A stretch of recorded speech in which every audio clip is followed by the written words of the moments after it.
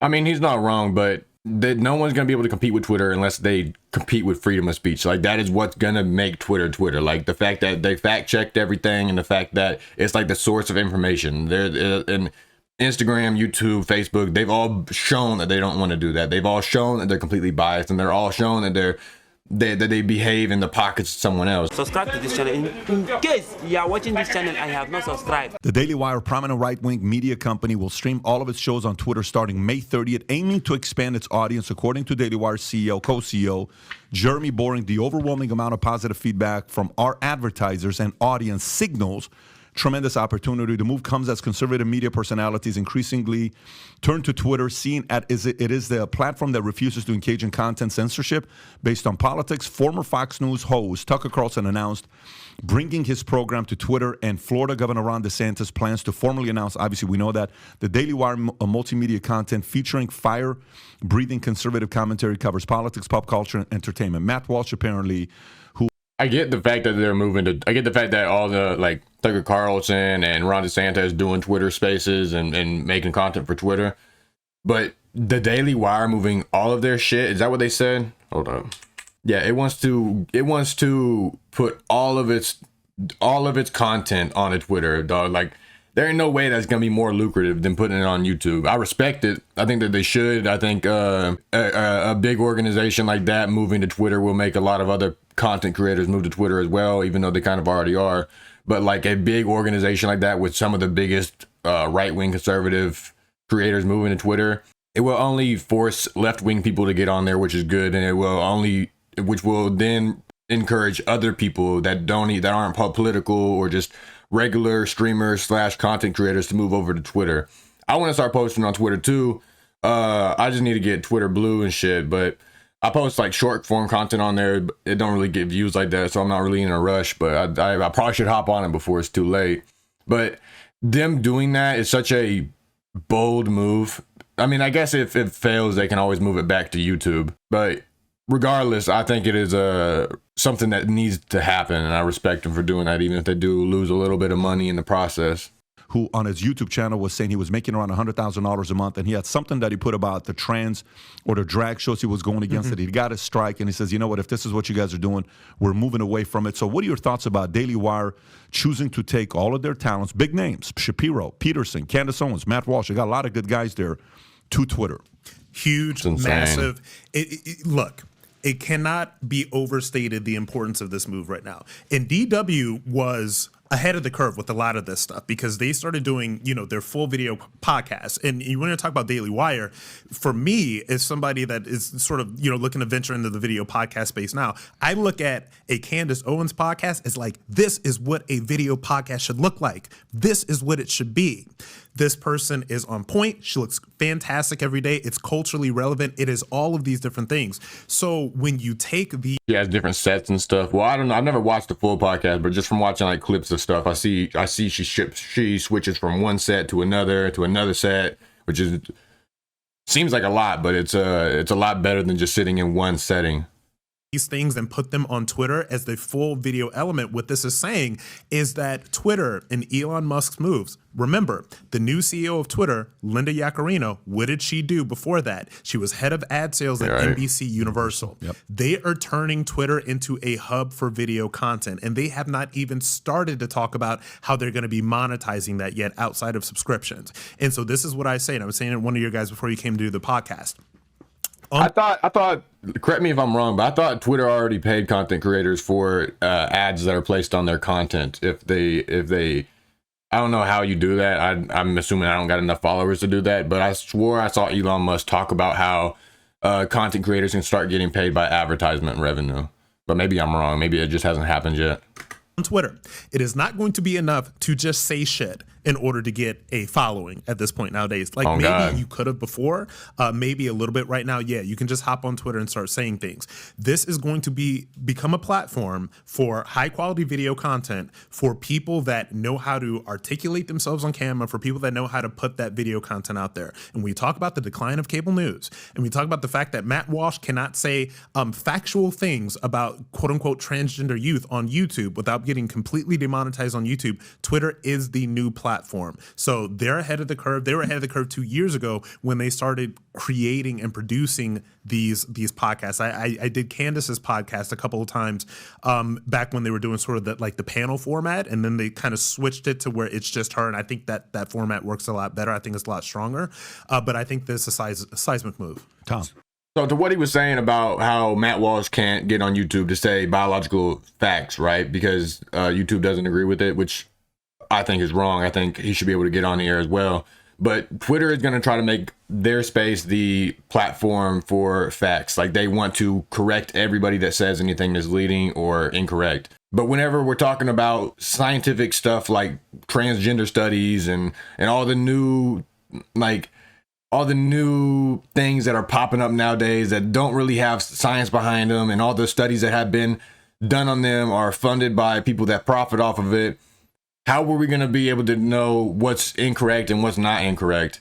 And I guess Community Notes could correct Matt Walsh on saying stuff that other studies disagree with, but I don't know how that's going to work on correcting people on stuff that's not known yet. You know, like, I mean, I know that there's two genders. I know that gender dysphoria is a thing and mental illness and all that. I get all the factors to that. But whenever it comes to like the suicide rate of the people that whether they are more happy or more upset with their life from having these gender transformations, there's not really like any actual factual evidence on that. So I wonder how Community Notes will go about correcting people, or if they'll just leave it alone since it's not well known. I think they should just leave it alone. But then again, that'll piss a lot of people off as well. I don't know. I don't know. I think everyone should be able to say whatever the fuck they want. I think that if you are lying, like how the news lies, that you should be corrected. Like blatantly lying, you know, like whenever they say something that is completely wrong, that has no studies behind it, they just say it to get clicks. I think that shit should be corrected. But whenever you're talking about like how Matt Walsh thinks that all these people have mental illnesses and that this gender mutilation doesn't fix anything, which I agree with as well. But there's people on the other side who are completely against that, and they have the right to be against that. And whenever there's no actual facts to it, I don't see how you can go about correcting either or. But we'll see, I guess. I think I do believe Twitter will be the best place in the future, as long as Elon stays on the freedom of speech kick. I think, and I just looked up something here. I want to grab a couple dates. I think the move of her going to Twitter is as big as when Sheryl Sandberg went to Facebook. Mm-hmm. Sheryl Sandberg is not credited with making Facebook ad business. She is credited with making Facebook profitable. It was unprofitable until she got there, and she put the ad business and the associated monetization programs in place. And she did so without diving in and changing what was on Facebook. The product guys were the product individuals were responsible for that, led by Zuck himself. And I think that that's what's going on here. I think that she's looked at it. This is how they're going to monetize it. And that, you know, Elon Musk knows what he wants to do with the product. He knows what he's adding to the product. And I think he's been pretty sensible about it. So I think this is as big as Sheryl Sandberg going to Facebook in 2008.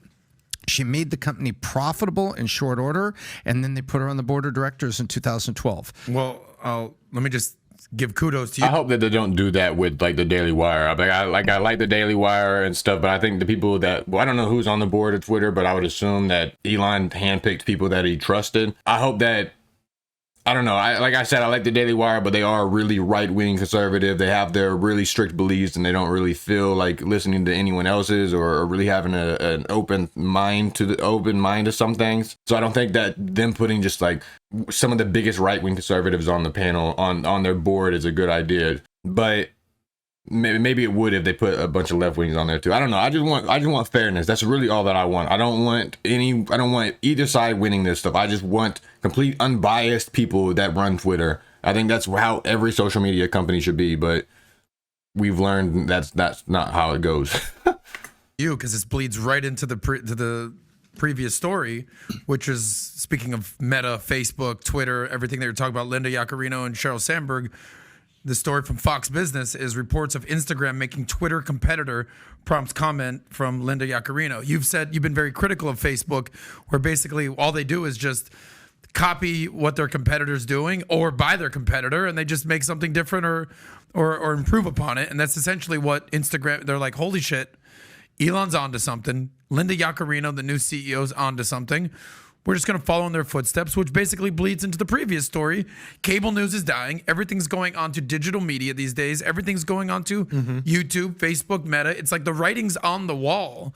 And Elon Musk is essentially leading the charge here. It's been. I mean, he's not wrong, but no one's going to be able to compete with Twitter unless they compete with freedom of speech. Like, that is what's going to make Twitter Twitter. Like, the fact that they fact-checked everything and the fact that it's like the source of information. And Instagram, YouTube, Facebook, they've all shown that they don't want to do that. They've all shown that they're completely biased, and they're all shown that they behave in the pockets of someone else. They don't want to do the freedom of speech stuff. They just want the views and the eyeballs. So they might bite a little bit off of what Twitter's doing, but they will still not be able to replicate it because they don't want to do the freedom of speech part that Elon Musk is so passionate about. And that's why I believe Twitter will be the best, because who's against freedom of speech? I mean, obviously people are nowadays, but realistically, no one's against freedom of speech. I think everybody deep down inside knows that they like freedom of speech, even though they might get their feelings hurt from here and there. But I think deep down inside, everyone knows freedom of speech is essential. But I don't know, maybe I'm just giving too much benefit to people.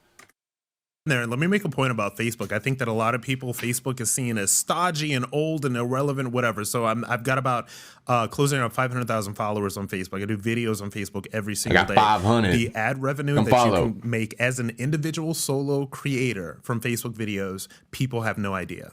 All right, people have no idea. And the reason that I'm so excited about Twitter as a creator, because if I could be making those Facebook numbers as myself, me personally as a creator, if I can be making those numbers on Twitter, game on. Without risk. I have no idea who that guy is. Without risking, yes. That's a good point, because there are certain things that I cannot say on Facebook. There are certain topics that I cannot go into on Facebook, but it's a huge deal. Linda Yaccarino, game on. Everything we need to know about Instagram's Twitter clone due this summer. I love that. This is great. Just game on. I love that competition. Answer. Yeah, I love that answer she gives right there. So ain't that the woman that works for the WEF, the World Economic Forum? Like, whenever Elon, that's the CEO that Elon just hired, right? Everyone was so against that, and I'm kind of cautious too. But then again, I only go from what I see because I don't know anything about the World Economic Forum.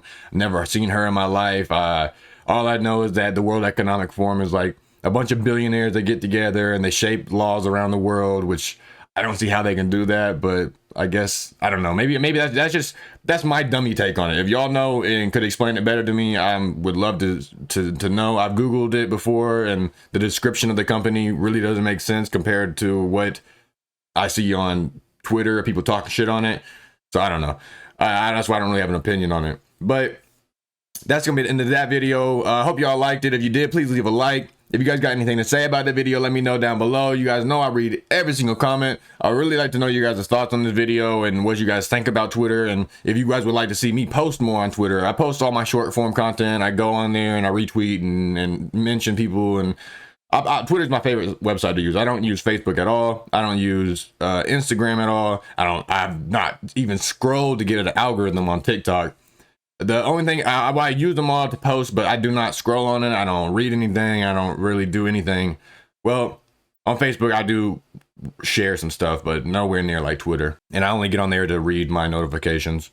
But yeah, with all that said, please like the video. Please comment on the video. If you can, will you please hit that ding so you guys know when I got future videos coming. I know that my shit probably don't pop up to y'all. So if you want to get my content whenever I drop it, or make sure you don't miss any content, hit that bell. But with all that said, if you fuck with your boy, will you please give me a subscription? And with all that said, deuces. Getting paychecks, and you get focused on the bag, and you would hate less, and you'd have bitches flocking left to right. Your main concern would be safe sex, or a bad bitch trying to finesse you out of smoke. Says smoke with her, then fuck all the time and smoke less. She know I can read her signs like she protesting, and she ain't been to work in weeks like she protesting.